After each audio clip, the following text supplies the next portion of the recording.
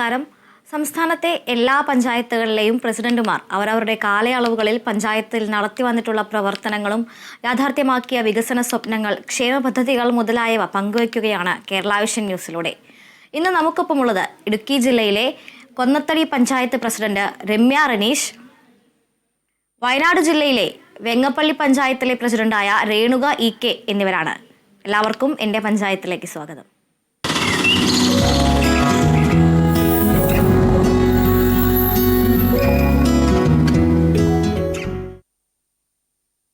ഇടുക്കി ജില്ലയിലെ കൊന്നത്തടി ഗ്രാമപഞ്ചായത്തിൻ്റെ ക്ഷേമ വികസന പ്രവർത്തനങ്ങളിലേക്കാണ് നമ്മൾ പോകുന്നത്. കൊന്നത്തടി ഗ്രാമപഞ്ചായത്ത് ഹൈറേഞ്ചിനോട് അടുത്ത് സ്ഥിതി ചെയ്യുന്ന ഒരു കാർഷിക ഗ്രാമമാണ്. പഞ്ചായത്തിൻ്റെ വികസന പ്രവർത്തനങ്ങൾ പങ്കുവയ്ക്കാൻ ഗ്രാമപഞ്ചായത്ത് പ്രസിഡന്റ് രമ്യ റനീഷ് ഉണ്ട്. നമസ്കാരം രമ്യ. പഞ്ചായത്ത് നമ്മൾ സൂചിപ്പിച്ചതുപോലെ തന്നെ ഹൈറേഞ്ചിലാണ്, എന്നാൽ മലയോര മേഖലയിലല്ല എന്ന രീതിയിലുള്ള ഒരു കാർഷികപരമായി മുന്നിട്ട് നിൽക്കുന്ന ഒരു പഞ്ചായത്താണ്.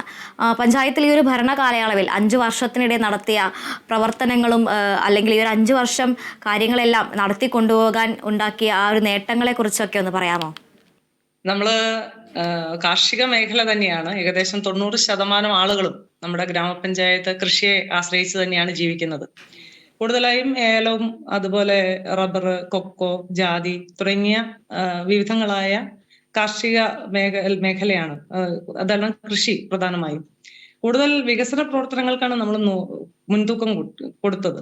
ഈ കഴിഞ്ഞ 4 വർഷക്കാലത്തെ കാലയളവിൽ എടുത്തു നോക്കുമ്പോൾ നമ്മൾ കൂടുതലും ആരോഗ്യം, കുടിവെള്ളം, ശുചിത്വം, പിന്നെ പശ്ചാത്തല വികസനം, കൃഷി തുടങ്ങിയ മേഖലയെ മാത്രം ലക്ഷ്യമിട്ടുകൊണ്ട് ആണ് കൂടുതലായുള്ള പ്രവർത്തനങ്ങൾ നടത്തിയത്. അതിൽ ആരോഗ്യം കുറച്ചുകൂടി മെച്ചപ്പെടുത്തുന്ന തരത്തിലേക്ക് മാറ്റണം എന്നുള്ള ഒരു ലക്ഷ്യത്തിന്റെ ഭാഗമായിക്കൊണ്ട് ഏകദേശം ഒരു 35-40 വയസ്സോടുകൂടി ആളുകൾക്ക് ഈ പറഞ്ഞ ജീവിതശൈലി രോഗങ്ങൾ കൂടുതലായി ബാധിക്കുന്നു എന്നുള്ളത് കണ്ടെത്തിക്കൊണ്ട് കൂടുതലായി പദ്ധതികൾ ആ രീതിയിലേക്ക് വിഭാവനം ചെയ്യണമെന്ന് കരുതി. അതോടൊപ്പം ജീവിതശൈലി മരുന്നുകൾ സൗജന്യമായി കൊടുക്കേണ്ടത് ഈ പ്രായമായ വയോജനങ്ങൾക്ക് ഏറ്റവും കൂടുതൽ ആവശ്യമാണെന്നുള്ളത് കൊണ്ട് 15 ലക്ഷം രൂപ ജീവിതശൈലി രോഗങ്ങൾക്കായിട്ടാണ് മാറ്റിവെച്ചിരിക്കുന്നത്.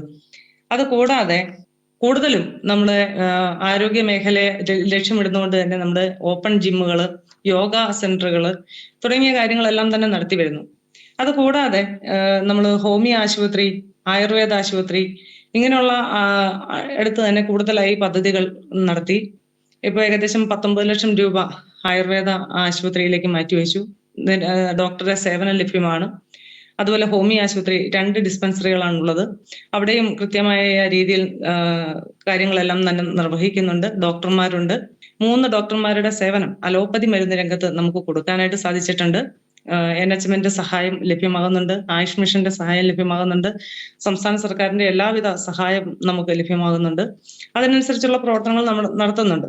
കൂടുതലായി ഒരു സന്തോഷം നൽകുന്നത് ക്യാൻസർ രോഗനിർണയ ക്യാമ്പ് നടത്തി കൂടുതലായി നമുക്ക് പ്രയോജനകരമായി എന്ന് തോന്നുന്നു. ക്യാൻസർ രോഗനിർണയ ക്യാമ്പ് നടത്തി അതിൽ നിന്നും ഏതെങ്കിലും തരത്തിൽ ഒരു ചെറിയ സിംറ്റം കണ്ടെത്തിയിട്ടുണ്ടെങ്കിൽ അതിന് ചികിത്സിച്ച് ഭേദമാക്കാൻ പറ്റുന്ന തരത്തിലേക്ക് ഭരണസമിതിക്ക് ഇടപെടാൻ കഴിഞ്ഞു എന്നുള്ളതാണ്. നമുക്ക് ഒരു 15 ലക്ഷം രൂപ ഞങ്ങൾ ജീവിതശൈലി രോഗത്തിലേക്ക് മാറ്റിവെക്കുമ്പോൾ അടുത്തൊരു 15 ലക്ഷം രൂപ ക്യാൻസർ രോഗത്തിനും ശ്വാസകോശ സംബന്ധമായ അസുഖങ്ങൾക്കും വൃക്കരോഗ സംബന്ധമായ കിഡ്നി അങ്ങനെയുള്ള അസുഖങ്ങൾക്ക്, അതായത് മാരക രോഗങ്ങൾ എന്ന് മുദ്രകുത്തി ആളുകൾക്ക് പണം ഒരുപാട് ചെലവഴിക്കേണ്ട വരുന്ന ആളുകൾക്ക്, നിർധനരായ ആളുകൾക്ക് സൗജന്യമായി നമ്മുടെ ഫാമിലി ഹെൽത്ത് സെന്ററിലൂടെ നമുക്ക് കൊടുക്കാനായിട്ട് സാധിക്കുന്നു എന്നുള്ളത് ഒരു വലിയ കാര്യമായിട്ട് ഗ്രാമപഞ്ചായത്ത് കരുതിയാണ്. കാർഷിക മേഖലയ്ക്ക് പ്രാധാന്യം നൽകുന്ന ഗ്രാമമാണ്. ഏലം, കാപ്പി, കുരുമുളക്, കൊക്കോ പോലുള്ള കൃഷി അല്ലെങ്കിൽ ആ കൃഷിയിനങ്ങൾ വളരെ വലിയ രീതിയിൽ തന്നെ അവയ്ക്ക് വേണ്ട ശ്രദ്ധ കൊടുത്ത് വലിയ രീതിയിലുള്ള പദ്ധതികളൊക്കെ ആവിഷ്കരിച്ച് നടത്തി വരുന്ന ഒരു പഞ്ചായത്ത് കൂടിയാണ്. അപ്പോൾ ഈ കാർഷിക രംഗത്ത് ഗ്രാമപഞ്ചായത്ത് ഈ ഒരു കാലയളവിൽ കൈവരിച്ച നേട്ടങ്ങൾ എന്തെല്ലാമാണ്? നമ്മൾ ഏറ്റവും കൂടുതലായി നേടിയത് നമുക്ക് കൃഷിഭൂമി എല്ലായിടത്തും ഉണ്ട്. കൂടുതലായും ഏലമാണ്. ഒരു ഭാഗം നമ്മുടെ തോട്ടം മേഖലയുമായി ബന്ധപ്പെട്ട് നിൽക്കുന്നതാണ്. അതായത് 3, 4, 5 വാർഡുകൾ, അതായത് കൊമ്പിടിഞ്ഞാല്, മുനിയറ, അതേപോലെ കരിമല ഭാഗമൊക്കെ ഏലവുമായിട്ട് ബന്ധപ്പെട്ട്. എന്നാൽ മങ്കുവ അതുപോലെ മുതിരപ്പുഴ ഭാഗമൊക്കെ കൊക്കോയ്ക്കും ജാതിക്കും കുരുമുളകിനും റബ്ബറിനും കൂടുതൽ മുൻതൂക്കം കൊടുക്കുന്ന മേഖലയാണ്. അതില് മങ്കുവ കൊക്കോ ഒരു ബ്രാൻഡഡ് ആയിട്ട് ഇപ്പോൾ ഇറക്കാൻ സാധിക്കുന്ന ഒന്നാണ്. നമ്മുടെ സഹകരണ സംഘം വഴി, അതായത് പാറത്തോട് സർവീസ് സഹകരണ ബാങ്കുമായി നമ്മുടെ നബാർഡുമായി ചേർന്ന് ഒരു വലിയ രീതിയിൽ നമ്മുടെ ഗ്രാമപഞ്ചായത്തിനെ ഒരു ബ്രാൻഡാക്കി ഇറക്കാൻ പറ്റുന്ന ഒന്നാണ് മങ്കുവ കൊക്കോ. വലിയ രീതിയിൽ പ്രചാരം നേടിക്കൊണ്ട് നല്ല രീതിയിൽ അത് പുറത്തിറക്കാനായിട്ട് സാധിക്കും. അതിന്റെ പ്രാരംഭ നടപടികൾ ഇപ്പോൾ നടന്നുകൊണ്ടിരിക്കുന്നു.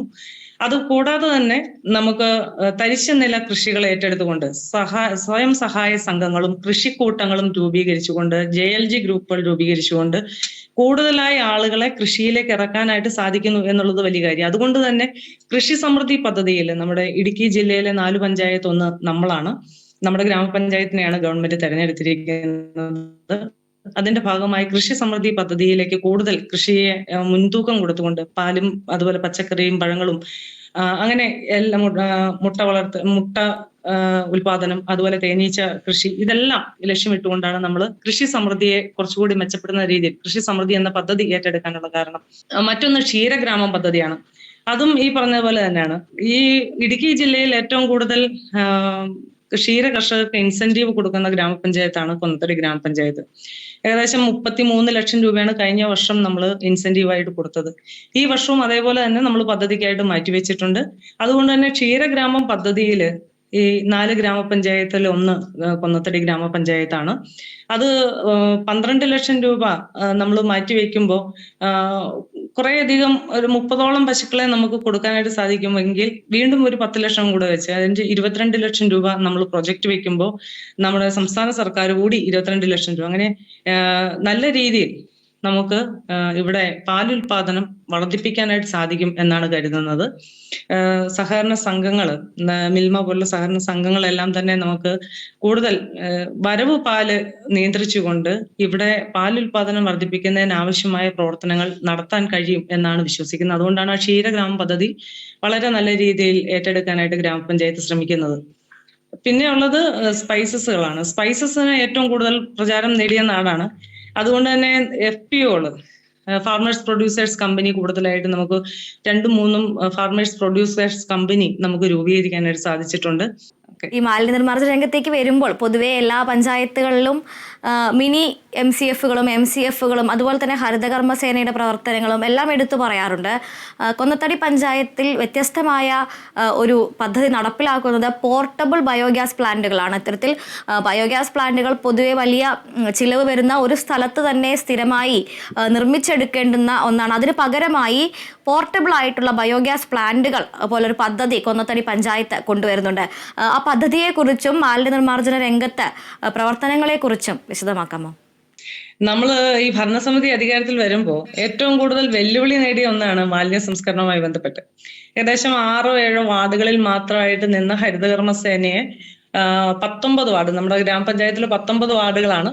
19 വാർഡുകളിലും 2 ഹരിതകർമ്മ സേനാ അംഗങ്ങൾ വീതം പ്രവർത്തന സജ്ജമാക്കുക എന്നുള്ളതൊരു വലിയ പരിശ്രമം തന്നെയായിരുന്നു. അവരോട് നമ്മൾ ആവശ്യപ്പെട്ടത് നമ്മളുടെ ഹരിതകർമ്മ സേനയുടെ പ്രവർത്തനം ഊർജിതമാക്കി നടത്തുന്നതിന് വേണ്ടുന്ന എന്ത് സാഹചര്യമാണ് ഞങ്ങൾ ഒരുക്കേണ്ടത്, ഗ്രാമപഞ്ചായത്ത് ഒരുക്കേണ്ടതെന്നായിരുന്നു. അവരാവശ്യപ്പെട്ട കാര്യങ്ങൾ അവർക്ക് കൃത്യമായുള്ള വേതനം, അതുപോലെ സംരംഭങ്ങൾ, അതേപോലെ അവർക്ക് ഈ പാഴ്വസ്തുക്കൾ ഒരു സ്ഥലത്തു നിന്നും മറ്റൊരു സ്ഥലത്തേക്ക് കൊണ്ടുപോകാനുള്ള വാഹനം, ഇതൊക്കെയാണ്. ഗ്രാമപഞ്ചായത്ത് ആദ്യ വർഷം തന്നെ ചെയ്തത് അവരുടെ പ്രശ്നങ്ങൾ പരിഹരിക്കുക എന്നുള്ളതാണ്. ഹരിതകർമ്മ സേനയുടെ പ്രശ്നങ്ങളെ പഠിക്കുക, പരിഹരിക്കുക എന്നുള്ളതാണ്. അതിന്റെ അടിസ്ഥാനത്തില് അവർക്ക് ഡ്രൈവിംഗ് പരിശീലനം നൽകി, അതേപോലെ വാഹനം, ഹരിതകർമ്മ സേനയ്ക്ക് സ്വന്തമായുള്ള വാഹനം നൽകി, സംരംഭങ്ങൾ, ട്രെയിനിങ്ങുകൾ കൊടുത്തുകൊണ്ട് സംരംഭങ്ങൾ, ഇപ്പോൾ നമ്മുടെ ഗ്രാമപഞ്ചായത്തിലെ തൊഴിലുറപ്പ് പദ്ധതിയുടെ ബോർഡുകൾ നിർമ്മിക്കുന്ന ഹരിതകർമ്മ സേനാംഗങ്ങളാണ്. അപ്പൊ സ്വാഭാവികമായും അതിൽ നിന്നൊരു പ്രത്യേകമായ വരുമാനം കണ്ടെത്തുന്ന തരത്തിലേക്ക് നമുക്ക് അതിനെ ഉയർത്താനായിട്ട് സാധിച്ചിട്ടുണ്ട്. തുടർന്നുള്ളത് എല്ലാ ഗ്രാമസഭകളിലും ചെറിയ വേദികളിലാണെങ്കിൽ പോലും ഹരിതകർമ്മ സേനയുടെ പ്രവർത്തനം വിശദീകരിക്കുക എന്നുള്ളത് ഓരോ പഞ്ചായത്ത് അംഗവും 19 വാർഡ് മെമ്പർമാരും ചെയ്ത പരിപാടിയാണ്. ഓരോ സമയം അവർ മാറ്റി നിർത്തപ്പെടേണ്ടവരല്ല എന്നും ഹരിതകർമ്മസേനയ്ക്ക് പ്ലാസ്റ്റിക് കൊടുക്കണം, പാഴ്വസ്തുക്കൾ കൊടുക്കണം എന്നുള്ള നിർബന്ധമാക്കിക്കൊണ്ടുള്ള പ്രവർത്തനങ്ങളാണ് നമ്മൾ ഏറ്റെടുത്തത്. എല്ലാ വീടുകളിൽ നിന്നും കൃത്യമായി പ്ലാസ്റ്റിക് ഏറ്റെടുക്കാൻ നമുക്ക് സാധിക്കുന്നുണ്ടെന്നുള്ളതാണ്. വഴിയോരങ്ങളിൽ കിടക്കുന്ന പ്ലാസ്റ്റിക് പോലും പെറുക്കി മാറ്റുന്ന അല്ലെങ്കിൽ അതിനെ ശുചിയാക്കുന്ന തരത്തിലേക്ക് ഹരിതകർമ്മസേനയുടെ പ്രവർത്തനം മാറുന്നു എന്നുള്ളത് തന്നെയാണ് ഏറ്റവും പ്രധാനപ്പെട്ട കാര്യം.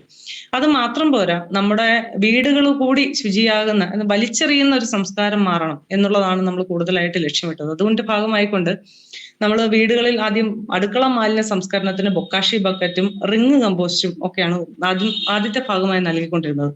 എന്നാൽ അതും വലിയ രീതിയിൽ ഒരു ഗുണപ്രദമാകുന്ന തരത്തിലേക്ക്, കുറച്ചൊക്കെ ഗുണപ്രദമാണെങ്കിൽ പോലും അതിന്റെ ഒരു മോശം എന്നുള്ളൊരു സമീപനം ആളുകളുടെ ഇടയിൽ വന്നത്, അത് വീണ്ടും ക്ലീൻ ചെയ്യുന്നതിനകത്തൊക്കെ ഒരു ബുദ്ധിമുട്ട് വന്നതിന്റെ അടിസ്ഥാനത്തിലാണ് നമ്മൾ ഈ വർഷത്തെ പദ്ധതിയിൽ പോർട്ടബിൾ ബയോഗ്യാസ് പ്ലാന്റ് നിർമ്മിക്കാം എന്ന് വിചാരിച്ചത്. അങ്ങനെ കൊടുക്കുമ്പോൾ 10 ലക്ഷം രൂപ നമ്മൾ കൊടുക്കുമ്പോൾ 8,000 രൂപയോളം ഗ്രാമപഞ്ചായത്തിൽ, 7,000 രൂപ ഗ്രാമപഞ്ചായത്തും 1,000 രൂപ ഗുണഭോക്താവും നൽകണം എന്നുള്ളതാണ്. പക്ഷെ നമുക്ക് ആ പദ്ധതി ഈ വർഷം വളരെ മികച്ച രീതിയിൽ നടത്താനായിട്ട് സാധിക്കുമെന്നാണ് കരുതുന്നത്. ജില്ലാ പഞ്ചായത്തിന്റെ ഒരു കെട്ടിടം കൂടി നമ്മൾ ലീസിന് എടുത്തുകൊണ്ട് 2 കെട്ടിടങ്ങളിലായിട്ടാണ് ഇപ്പോ പ്ലാസ്റ്റിക് സൂക്ഷിക്കുന്നത്. ഓരോ മാസവും തന്നെ അത് കൃത്യമായി ഇവിടെ നിന്ന് കയറി പോകുന്നുണ്ട്. അപ്പോ പുതിയ ഒരു MCFന്റെ നിർമ്മാണം 50 ലക്ഷം രൂപ മുടക്കി പുതിയ ഒരു വലിയ MCF, അത് നമ്മൾ MCF നിർമ്മിക്കുന്നത് ഒരു കുറച്ചു പേർക്ക്, 1-2 ആളുകൾക്കെങ്കിലും തൊഴിൽ കൊടുക്കണം. നമ്മുടെ മെയിൻ ആയിട്ടുള്ള ഒരു പ്രധാനപ്പെട്ട കാര്യം എന്തെന്ന് പറയുന്നത്, ഒരു ഹരിതകർമ്മസേനയാണെങ്കിലും മറ്റേത് പ്രവർത്തനം നടത്തിയാലും അതിൽ നിന്ന് ഒരാൾക്ക് ജീവിത വരുമാനം കണ്ടെത്തണം, ജീവിത മാർഗം കണ്ടെത്തുന്ന ഒരു തരത്തിലുള്ള പദ്ധതി ആയിരിക്കണം എന്ന് കൂടുതലായി നമ്മൾ അതിനാണ് കൂടുതൽ പ്രാധാന്യം കൊടുത്തെന്നുള്ളത് കൊണ്ട് തന്നെ പുതിയ MCF നിർമ്മിക്കുമ്പോൾ നമ്മൾ അതിനകത്ത് ബെയിലിംഗ് യൂണിറ്റ് ഉൾപ്പെടെ പ്ലാസ്റ്റിക് റീസൈക്കിൾ ചെയ്യാൻ പറ്റുന്ന തരത്തിൽ കൂടുതൽ വരുമാനം കിട്ടത്തക്ക രീതിയിൽ മാറ്റുന്ന പദ്ധതിയാക്കി മാറ്റണം എന്നുള്ളത് കൊണ്ട് ബെയിലിംഗ് യൂണിറ്റ് ഉൾപ്പെടെ സംവിധാനങ്ങൾ ക്രമീകരിച്ചുകൊണ്ടാണ് പുതിയ MCFന് തുടക്കം കുറിക്കുന്നത്. അതുകൂടാതെ ടേക്ക് എ ബ്രേക്കുകൾ, 2 ടേക്ക് എ ബ്രേക്കുകൾ മാലിന്യ നിർമ്മാർജ്ജനത്തിനോടൊപ്പം തന്നെ ജീവിതശൈലി രോഗങ്ങൾക്കെതിരായ പ്രവർത്തനം, അത്തരത്തിൽ പടർന്നു പിടിക്കുന്ന ജീവിതശൈലി രോഗങ്ങൾക്കെതിരായ പ്രവർത്തനത്തിൽ മികച്ചൊരു മാതൃക സൃഷ്ടിച്ച പഞ്ചായത്താണ്. സൂചിപ്പിച്ചതുപോലെ ഓപ്പൺ എയർ ജിമ്മുകളടക്കം നിർമ്മിച്ചുകൊണ്ട് അത്തരത്തിൽ ആരോഗ്യ മേഖലയിൽ നടത്തിവരുന്ന പ്രവർത്തനങ്ങളെ വിശദീകരിക്കാമോ? നമ്മൾ ആരോഗ്യ മേഖലയ്ക്കാണ്, ഞാൻ ആദ്യമേ പറഞ്ഞിരുന്നു, വലിയ മുൻതൂക്കം കൊടുത്തുകൊണ്ട് മുന്നോട്ട് പോകുന്ന ആരോഗ്യ മേഖലയ്ക്ക് തന്നെയാണ്. കൂടുതലായും നമ്മൾ രോഗനിർണയ ക്യാമ്പുകൾ നടത്തുന്നു. ഓരോ വാർഡിലും ഓരോ സെന്ററുകൾ രൂപീകരിച്ച് സബ് സെന്ററുകൾ വൈസ് നമ്മൾ രോഗനിർണയ ക്യാമ്പുകളാണ് ആദ്യം നടത്തിയത്. എല്ലാവർക്കും സൗജന്യമായി രോഗനിർണയം നടത്താനും എല്ലാ മാസവും തന്നെ ആ രോഗനിർണയ ക്യാമ്പുകൾ നടത്താനും ജീവിതശൈലി രോഗങ്ങൾ ഉണ്ടോ എന്ന് ഉറപ്പുവരുത്തുവാനും അത് കുറച്ചുകൊണ്ടുവരുന്നതിന് വേണ്ടുന്നുള്ള വ്യായാമ മുറകളും മറ്റും പഠിപ്പിച്ചു കൊടുക്കാനും ഒക്കെയുള്ള യോഗ ഇൻസ്ട്രക്ടർമാരും മറ്റു കാര്യങ്ങളും ഒക്കെ ആയിട്ടാണ് നടത്തുന്നത്. അത് നമ്മുടെ ആയുഷ് മിഷന്റെ സഹായത്തോടു കൂടി ഇപ്പോ ഹോമിയോ ആശുപത്രിയിൽ തന്നെ യോഗ ഇൻസ്ട്രക്ടർമാരുണ്ട്, ആയുർവേദ ആശുപത്രിയിൽ യോഗ ഇൻസ്ട്രക്ടർമാരുണ്ട്, അവർ ചെയ്യുന്നുണ്ട്. അതുകൂടാതെ ഇപ്പോൾ കമ്പിളികണ്ടത്ത് ഓപ്പൺ ജിമ്മിന് വേണ്ടിയുള്ള പണം നമ്മൾ മാറ്റിവെച്ചിട്ടുണ്ട്. ഈ മാർച്ച് മാസത്തോടു കൂടി നമ്മുടെ പഞ്ചായത്തിലെ 2 ഓപ്പൺ ജിമ്മുകൾ പൂർത്തീകരണത്തിലേക്ക് എത്തും. പിന്നെ വെൽനസ് സെന്ററുകളാക്കി മാറ്റുക, സബ് സെന്ററുകൾ വെൽനസ് സെന്ററുകളാക്കി മാറ്റുന്നതിനുള്ള പ്രവർത്തനത്തിന്റെ ഭാഗമായിക്കൊണ്ട് ഏകദേശം 4 സബ് സെന്റർ മെയിൻ്റനൻസ് പണി പൂർത്തീകരിച്ചിട്ടുണ്ട്. 2 സബ് സെന്ററുകൾ വെൽനസ് സെന്ററുകളാക്കിക്കൊണ്ട് തന്നെ നിർമ്മാണം തുടങ്ങുന്നതിന് വേണ്ടിയുള്ള പ്രവർത്തനങ്ങൾ നടക്കുന്നു. അതിൽ കമ്പിളികണ്ടത്ത് നമുക്ക് പണി ഏകദേശം തുടങ്ങാനായിട്ട് സാധിച്ചിട്ടുണ്ട്. പനംകുട്ടിയിലാണ് മറ്റൊന്ന്.